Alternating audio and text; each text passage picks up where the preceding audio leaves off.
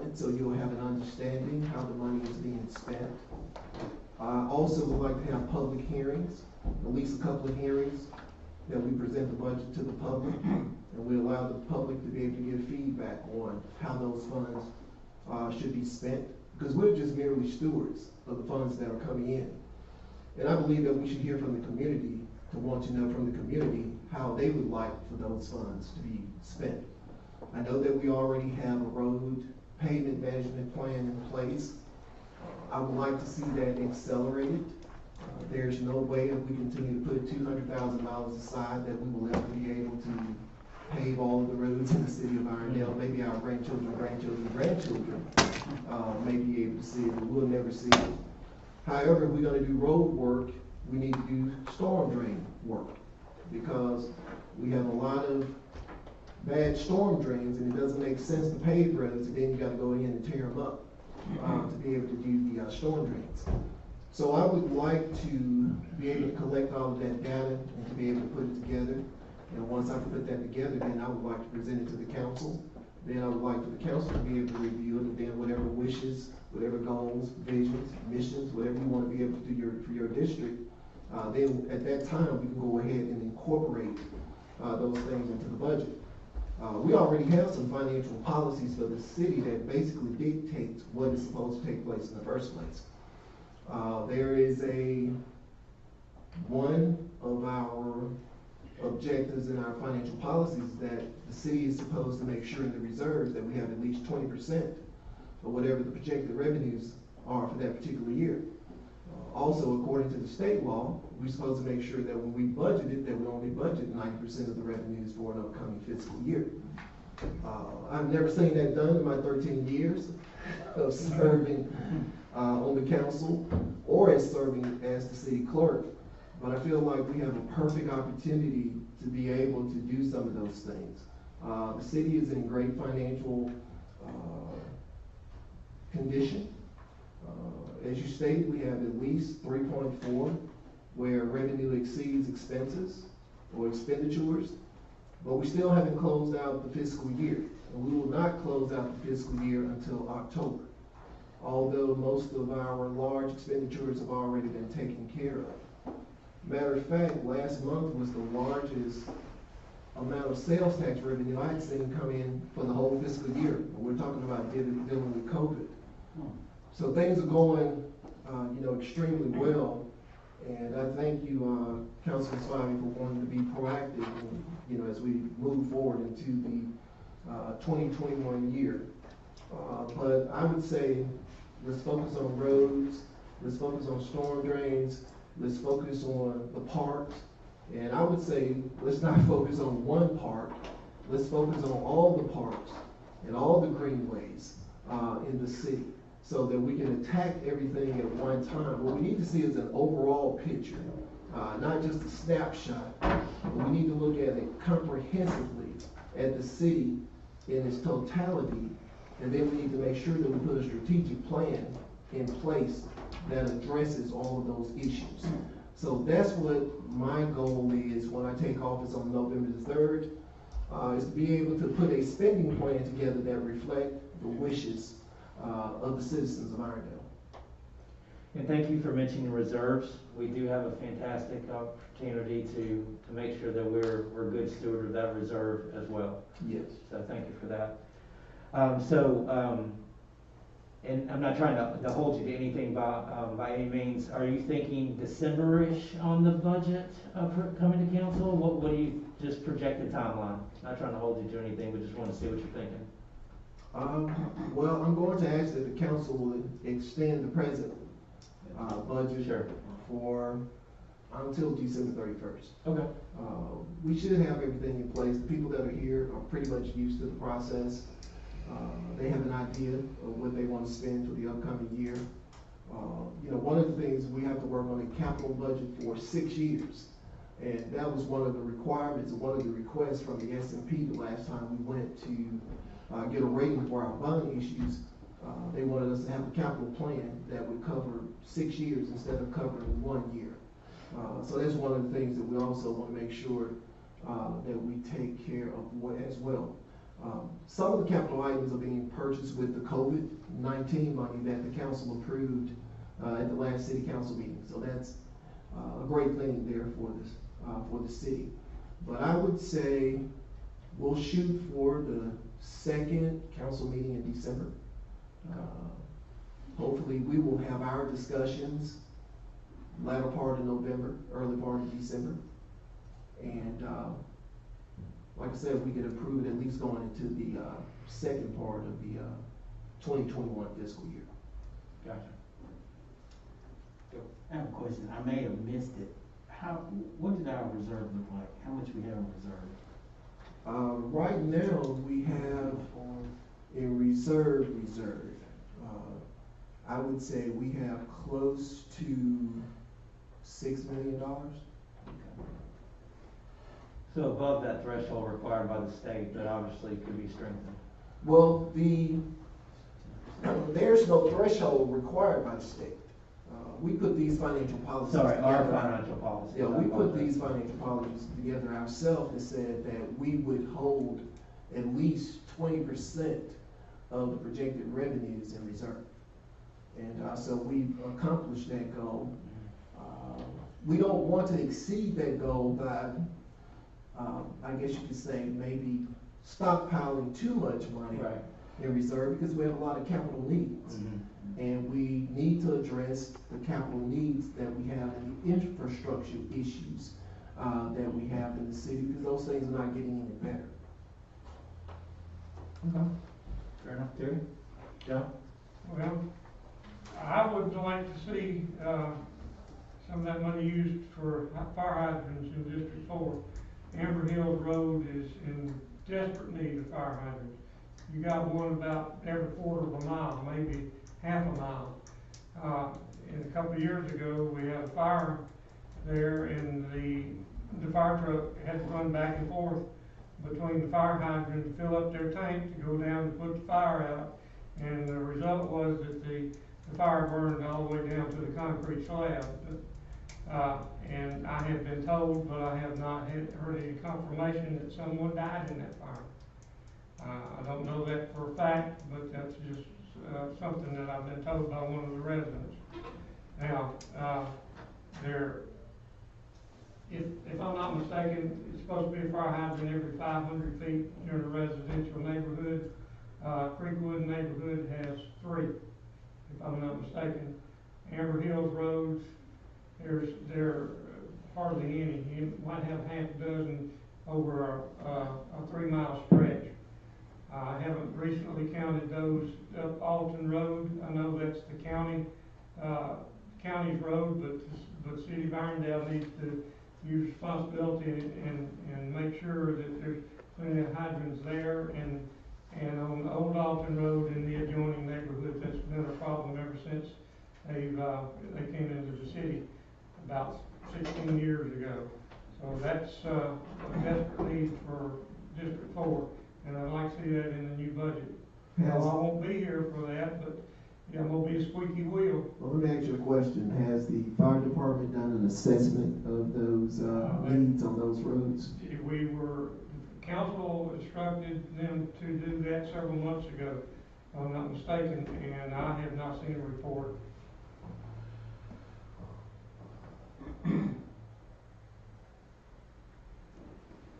That was when that fire happened, about a year ago. About And 3 years ago. They had some serious pressure issues because of how far they had to run the hosing. I think that was it. Well, the fire hydrant top of the hill, Right. so the water runs down.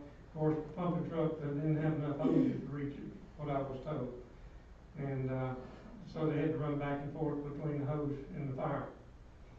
And the fire truck only holds so many gallons. When they're blowing all that on the fire, then they gotta go back and fill it up again. Well, we'll get the fire department to do an assessment, to do a cost assessment of how much it would cost to be able to. We get a major fire down there, the cost is no comparison to the cost of a Yeah, life. I understand you can't put a dollar figure on a life, but you gotta have the dollar figure to be able to spend on the life. So, 6 million in reserve and 3 million in surplus, it looks like we put a few fire hydrants out there a year, at least. Right, well, that's why I wanna have a public hearing, because like I said, the money is the citizens, it's not the council, it's not the mayor, but it's the citizens. And this year, we wanna have the citizens' input to make sure that we're putting the money in the places where the citizens want the money to go. So, I mean, I've heard that several different times on the campaign trail, so I did make notes of, the fire hydrants that were needed in those different places. I'll get with the fire department and, like I said, we will begin to attack that issue.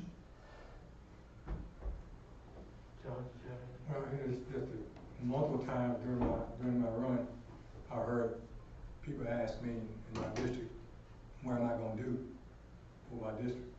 And I turned around and I asked them, what do you want you done in your district? Because it's not about, again, it's not about me. About what you want to do in your district. And James is right. You know, you guys put us here. You know, and whatever you want, we're at your beck and call. And so your ideal, what you want, I'm on board for that. I'm with for that. So District 1, not just District 1, I'm talking about the city of Irondale, whole city of Irondale. And I think council, instead of just focus really on the district, we need to focus on what's best for the city. You know, and I think we get a lot more accomplished when we think about it that way, instead of just focus on district. So my thought is, what can we do for the whole city? And then what you want to do for your district is something that we need to have a conversation about. James, when do you foresee holding some of these initial meetings? Well, I guess we need to get them in for Thanksgiving, Okay. because people kind of tap out after Absolutely. Thanksgiving until the beginning of the year. So we'll shoot to try to have them the middle of November. Okay. I mean, we don't have to have them here at City Hall. I mean, if people want to be able to have them in their district, we can go there. If people would want to get a group of people together at their house, I'll come to their house, and I mean, to present it from the mayor's side, I'll come to their house, and I mean, I enjoy it on the campaign trail, sitting out on the back porch, and the smaller intimate groups, being able to do that as well. So the people would contact City Hall, and if they would want to schedule something for 5-10 people to be able to have that, we'll do that. Also, when I come in on November 3rd, I plan on having at least 2 days a month where there'll be one in the morning from like 10 to 12 for people that work in the afternoon. They can come to City Hall at any time. They don't have to have an appointment. They just have to show up between that time frame. If they want to sit down and have a conversation, we can. And I will also have a period from 5 to 7 for people that work in the morning who wants to just come to City Hall and have a discussion about it. So hopefully with those 2 time frames there where people would just have an open period to come to City Hall to be able to have discussions, and that if we can put together at least 2 events where we are all there as a group to be able to address the public and to be able to hear what they want to do as well, I think that would give us enough information to be able to make an informed decision when it comes time to pass the budget going into 2021. Fair enough. Thank you. Anybody else? No, I like the concept as far as it being open, being able to ask questions. I think we all have an obligation, even other than the mayor, to address our constituents, people that voted us in here. Well, in your case, the ones that were satisfied with you being here. But I think we all have an obligation to answer questions and let our constituents know, hey, what are we doing, or what would you like done in Councilman London's case? That's all I have. I like the model. And then, so talked about budget. We talked a little bit about surplus, and James, I appreciate your input on this. And this next item will be my final item, unless someone has something they want to talk about after this. And once again, this is not an attempt to take action on anything, but there's an opportunity that's been identified, and obviously we want to wait for the new administration and for James to take the helm before we get into any of the heavy lifting on this. but it's an opportunity to talk about a bond defeasance here in the near future. I bring it up because I want us to at least start getting our gears turning on it, and obviously waiting for the new administration to take action. But I want to get our gears turning on a little bit, because there's 2 bonds, and there's also been some information out there. There's 2 bonds out there that were issued in 14 and 15, and they've got 15 years each left on them. There's an opportunity to defease those bonds at a lower rate and have a possible refund or a lower payment issued to us. So I don't know did anybody contact you guys about that at all? Okay, Yeah. that's what I'm talking about. Okay. So this will be something, James obviously would love to partner with you on that. Bobby Joe, John, as we move forward and everything, it's going to be an opportunity to consider. There's been some loose numbers thrown around as far as what the opportunity might be in regards to a rebate. It's not some of the larger numbers that we've seen a few years back. The number that was thrown around was about 500,000, but once again, it's a rate environment that we're navigating. The professional is going to come in and speak with us about it after the new administration. They'll be able to give more specifics at that time. But the opportunity that's been identified would not add any more debt. It would not add any more time. The rate would be lower. It's simply an opportunity to defease some current bonds and have a rebate issued. So just wanted to clear up the time piece. There was some discussion about whether or not it would extend the time frame on that debt, and this solution that's been advocated for us to talk about at a later date would not add any time to the debt, just simply defeasing those bonds and moving forward. So, Is this Raymond James again? no, it was brought up by Stiefel. Who? Stiefel. Okay, we've used him in the past. I know they've got some of our stuff. So, yeah. But that's really all I wanted to do, is just kind of bring that up. Reed is the gentleman who reached out, and I don't know if we've worked with Reed specifically. James, you know if we've worked with Reed specifically? Yes, we worked with Reed up until the 2011 Right. bond issue, and every since then we've been working with Raymond James. Right. One thing that and obviously if this is an opportunity that we move forward on or not, there was something that Reed mentioned, and whoever we decide to go with, I think it would be a really good opportunity, especially with some new members of the administration, is having that professional come in and give us a little bit of financial literacy on municipal bonds and things of that nature. James, you've always been such a huge resource to me. I know you've probably gotten sick of me coming to you asking me about questions and everything, but I had to learn things kind of the hard way, so I wanted to make sure that there was an opportunity for a professional in that arena to come give us some advice or just simply guidance and education around municipal bonds and things of that nature, things that took a little too long to learn, just to go ahead and try to knock some of that stuff out, and especially the fact that we're getting a few new members. So that's really all I have on the bond. Is there any questions from you guys or anything? I just wanted to just make the statement. Councilman Fowler, I can say this. You can't come in here in a year or two, or even 3 years, and know everything. Oh, absolutely. Especially about finance. Sure. You can't do it. You cannot do it. It takes a while. And it does. It really does. So, you hit it on the head when you said that. You can't just do it in a year or two. You have to learn, you have to reach out to experts, you have to study, and it's just not something you just come up here and just do, so, and people call you out on it too. Absolutely. They'll call you out on it. Yeah, I remember when I got on council, Terry, at the time, it was a big book, but I put it on this. He said, hey, read this book, and learn how to be a council person. And now, when you go to lead municipalities, they give you this dish that you can put in. Right. We got 18 months to get through that big book.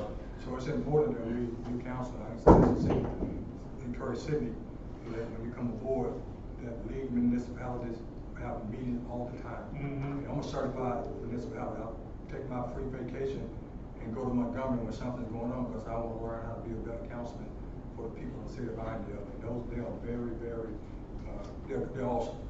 They're awesome down there. So I just want to encourage you, anything, I know you can do, you're not here yet, but I want to encourage you, let you know that I'm here for you, and we're going to learn together, and lean on them. They're just a phone call away. You can call them at any time with any question that you may have. Yeah, it's awesome. They're awesome.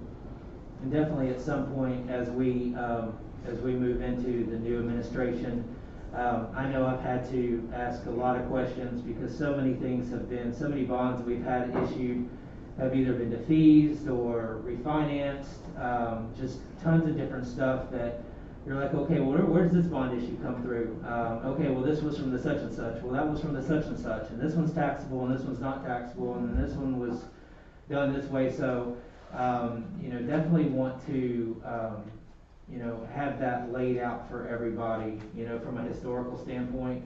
Ray J did a great job for us when they came and presented our last time. So, for the other things that are out there, just to understand where we're at from a debt standpoint. So, just looking forward to just getting that information out to everybody so that we're all educated. We understand what we're talking about, and James, you've been a fantastic resource, and I just continue to look forward to your leadership on those historic events. Well, one of the things that I'm doing right now is identifying a municipal financial advisor to be able to work with the city. So not only will we have an auditor, we'll have bond counsel, we'll have a municipal financial advisor, and basically what we will have is a financial team. And what I want to do, while I was wanting to be kind of hesitant on moving on this bond refunding, because there was so much misinformation during the campaign cycle about the city finances, I want a municipal financial advisor to come in from the beginning, an independent person, to be able to give you all a report on the financial stability of the city. So you don't have to rely on me, you don't have to rely on what you heard in the past, but you'll have an independent person, and this is all they do. They will analyze our debt portfolio, they will analyze our revenue streams, they will analyze our whole financial picture and give you an understanding of where the city currently provides or resides before you come into office. Nobody wanted to rely on the S&P report that said that typically we had a AA rating, had some of the best finances in the country. So to be able to put all of that to rest, I want to bring in an expert to be able to talk to you all. And you can talk to this expert. I don't want to be the only person who is sharing information. I think you said it right, Councilor Spivey. It's everybody that sits up here responsibility to be able to understand what's going on and to be able to provide correct information. So if you don't let me do anything else when we start on November 3rd, but not only do I want Reed Kavanaugh to come in to do the educational piece for what is it when you really defease a bond. And when you defease a bond, it has nothing to do with you getting money to be able to undergird your operational fund. That's not why you defease a bond. You defease a bond because the spread on the interest rate is at least 1.5% or 2% lower than what you borrowed the money for initially. But everybody needs to know that. So when people begin to communicate information about it, they can be able to give the correct information about what's going on. So I'll bring a proposal to the council I feel that it's a municipal financial advisor that will be able to give us an independent snapshot of where the city of Irondale finances. It'll be able to analyze the debt, that whole deal, like what you just mentioned, laying out all those refundings, what refunded what was a part of it, was it capital, was it non-taxable, was it taxable? I mean, there's so many different things that goes into a bond deal. I mean, you can even structure where you got a lot of interest on the front end, but you got a principal on the backside. It all depends on what you're trying to achieve. But everybody needs to be able to understand that you know, going forward and to understand it's more than just getting additional money. But that's the way you move in the governmental world. I mean, it comes down to finances, so Sure. I'm looking forward to it. Me too, and I appreciate that. And then one thing, I'd like to find a way to do this, James. There's been so many times, with the budget not being available and everything like that. I know with your open meetings and everything like that, obviously it'll be, you know, it should be a very transparent process, but a lot of municipalities have their budgets, you know, in a way that's viewable and everything. I'd really love to see some sort of resource like that on the website, and I know I'm kind of asking for a Christmas present or something like that, but No, that's fine, because yeah. we're getting ready to revise the website. Cool. So we're getting ready to revise the website. A lot of the social media content will be held on the city website. The videos will be on the city website. So the city will have their own official website that carries the city's information. And if you want me to put the 12 pages that I send to you all every month, we can put that out there for the citizens to be able to see every line item. If they want to see how money is being spent, because after all, it's their money in the first place. So we will definitely be able to do that. Transparency at the end of the day. We'll yeah. put the audit reports out there. Yeah. We'll put the finances out there monthly, line by line, item by item. Let people be able to see exactly what's going on in the city. I know there's been a lot of times where I've had to, you know, say, okay, you can't find that, let me send you a link or something like that real Right. quick. But having those assets available where someone could view those, I think is huge, and I think it goes a long way. So, yeah, so very good.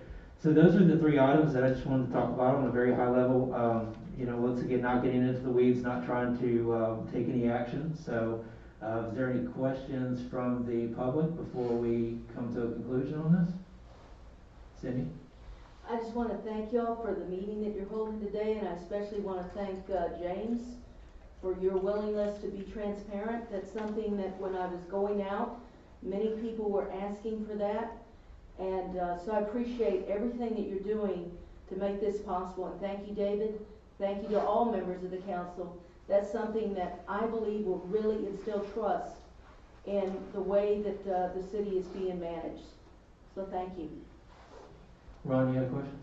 Yeah, two things. So the city financial advisor that you want to have come in and give us an overview of how the city's finances are, is that only going to focus on the past 4 years, or is it going to be able to go back to the previous administration, at least 2 terms, say the past 12 years? If you can tell me what's the significance of going back to the past? Well, I mean, I'm just trying to figure out, you're looking to try and show how the city is in good financial shape and whatnot.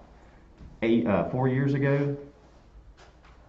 Well, I don't agree with that, but that's not the discussion that we had. Well, I'm just saying, but you want to be able to put out a report that says the city's in great financial shape, which is great, and when we are right now. That is, you know, we've curtailed a lot of the stuff that was going on 8 years ago and stuff. And you know, I've been doing this for over 10 years, so I've seen how it's changed over here. I was just curious, are we just going to only focus on the past 4 years and show how good we are with how the administration was run, or are we going to look at it and compare it to where in previous administrations where it was just willy-nilly?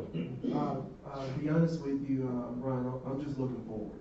Gotcha. To me, there's no reason Second thing. to go backwards, because we can't change anything that is happened in the past. But I do want to have a baseline for this council going forward, definitely. and for councils going forward from this point. Before they come in for their 4 years, they'll know exactly what was going on. And then when they finish up their 4 years, we can measure what they've done during that 4-year period. So that's why I only want to focus on 2021 and 2024. Okay.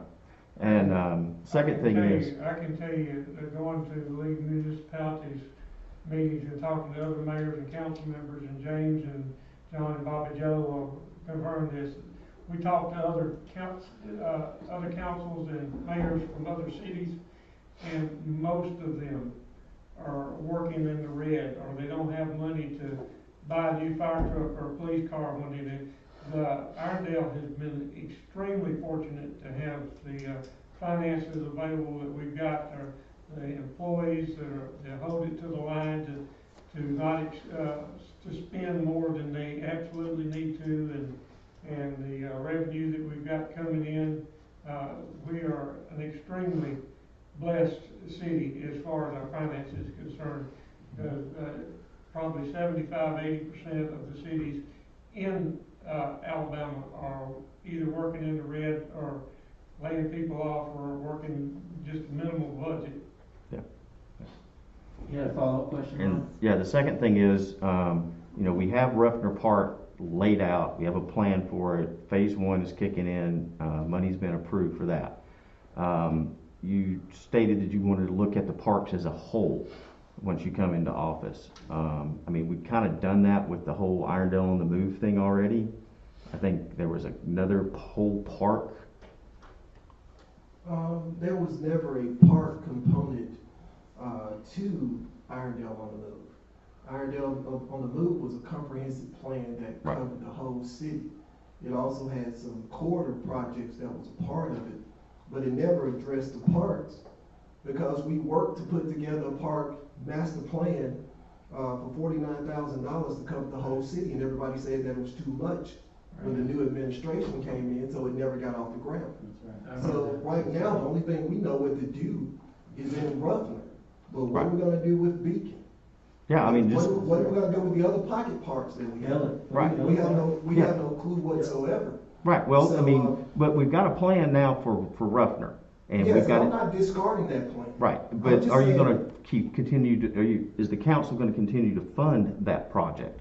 I mean, we have the reserves right now that we could already go ahead and allocate phase 2 into this thing and have all the extra amenities and stuff that we're going. I mean, within a couple of months, there's gonna be dirt moving on phase 1. Well, we don't even know what phase 2 costs. We don't even know what the real cost on phase 1 because they haven't finished drawing up all of they haven't even bid the job yet. But I thought the 74,000 or whatever it was that we allocated towards it was going to phase 1 It's to going move towards dirt. phase 1, but you don't know if that's gonna cover all of phase 1. There are some, like any contract, if there's any shuffling around or anything like that, Right, it could change generate orders. additional costs. Change orders and But- stuff like that. But Yeah. with that $70,000 that we've allocated, there's gonna be dirt moved. There's gonna be projects done. That's for the phase 1 gets, and I'm trying to make sure I speak this correctly, that was for the engineering, construction, and electrical drawings. Correct. And then, Two engineers. what's that? Two. Yeah, two engineer, but not, and then once phase 1, that would be the actual construction plans, you know, that wouldn't actually get dirt moving through phase 1. It was only for the planning piece. The $39,000 that was appropriated at the last council meeting was only to do the plans to bid the project. We don't know. I could have sworn that people were saying that dirt would be moved and, you know, yes, we're drawing up plans, we're getting everything set up for the amphitheater, for the ballparks, for the playground, for everything else. But in that monies that was allocated, there was actually projects gonna be started and done. They were the plans for the projects. They Right. weren't the actual, it wasn't, if my memory serves me correct, and if I'm out of line here, please correct me. Yeah, he missed that part. Okay, but yeah, it was the plans to move the dirt. The next phase would be the dirt moving. So like James was saying, the plans have to be drawn, the bids have to be put out, and then the dirt starts moving. Phase Okay. 2 would be the dirt moving. These were all of the actual engineering and constructional plans and electrical plans to tell us where to move the dirt to.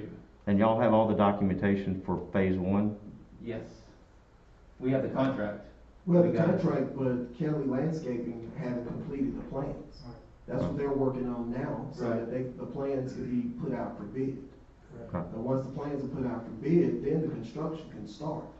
But there was only $685,000 that was put in the capital budget to be able to do phase one. Right. What I'm saying is that may not be enough money to cover phase one, because we don't know what the bids are gonna come in to be able to complete the project. Are you saying the construction of what phase one is going to, because the phase one was the drawings, that's gonna equal projects. Are you saying in the 685, you're not certain if there's enough money to do the projects that the plans are dictating? Well, whenever you build a project, it never comes in with the amount of money that you Right. allocate. No, I know. So Yeah. that's what I'm saying, Yeah. we don't know exactly, what that's going to be until we put it out there for contractors, to bid on it, but, I mean, it's a good start. Right. It may be too much, but it also may not, I would rather say it's not gonna be enough than to say that it's gonna be too much. We know that Right. the park, after, through the multiple phases, we're probably looking at millions, you know, Yes. $3-4 million. Well, I heard that, I heard it was gonna be close to $3 million. For run, nobody's trying to come in and throw out whatever that plan may be. The only thing I'm saying is, we need a plan for the whole city, not just for one particular area. Right, That's and all it's I'm just, saying. it's just, we've, 8 years, every time we talk about the parks and stuff, things come up, oh, we need to do this plan, we do this plan, and nothing ever gets done. It always gets postponed, kicked down the road, whatever. I mean, we've got actual progress going on at the park. Why, it would be prudent of us to go ahead and make sure we have the resources allocated to finish that plan. We have it there, let's go ahead and commit the stuff to it, and let's finish out the park. And we can, during that same time frame, we can go and look at Beacon, look at Eller, all the little bitty parks and stuff that are around here, put together a plan to start working on them if you want to have a big master plan on it. But it just Well, seems kind of silly that you would just chunk what's being done at Ruffner Like I and said, start over. I think you're missing the point. I never said stop Nope. doing what you're doing at Ruffner, but I'm also saying that Ruffner is not the only park that we have in the city. I know, I realize that, And but that's other- the biggest part, and that's the Right. biggest one that most people scream about for baseball, for whatever else and whatnot. We're on the road, we're getting it, Well, I'm not here to impede progress. Right. This That's the sounds reason. like a- So I'm not here for that.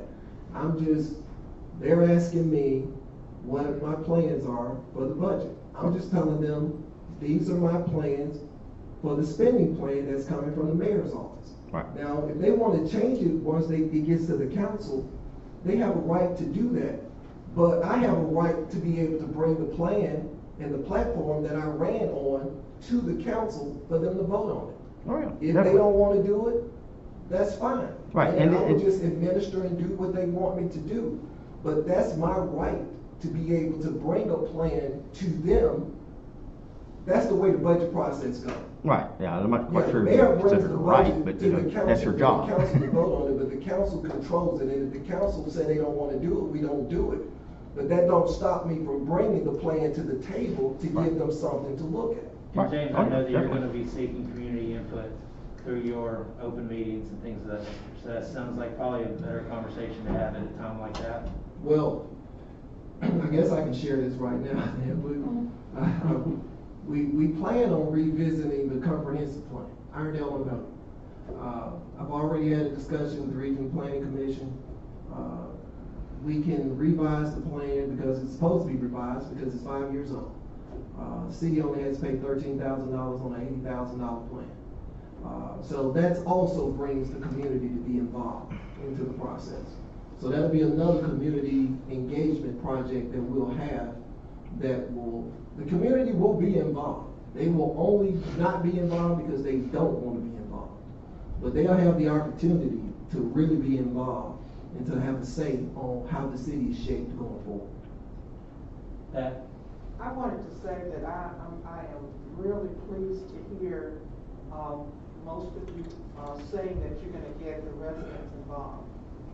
Because we did get involved with the Irondale on the Move and meet and say what we wanted and it came to nothing. Or at least mostly it looks like it came to nothing. So I'm glad that you're listening. We're not just here, we live here and like you say, this is our tax money that goes to do this. But we also care about our neighborhood and we know what we'd like to see in our neighborhood. We've been here most of us have probably been here for a while. So we do want to have something to say, and it helps us to have more confidence in our representation, which you are. You sit in meetings we can't sit in. You make decisions for us, sometimes without even listening to us. So we want you to give our council representatives time to have talked to us about some of this that's being voted on.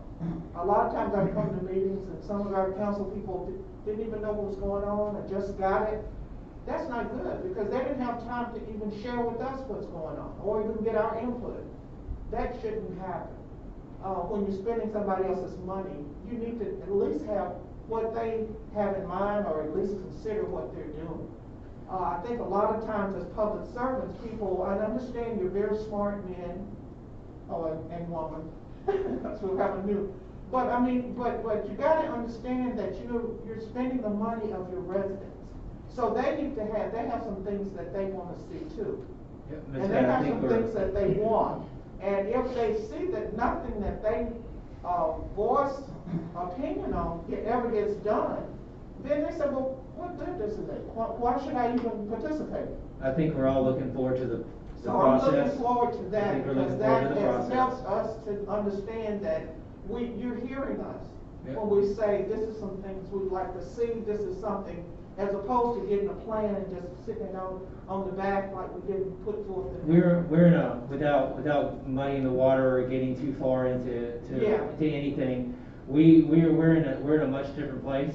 Right.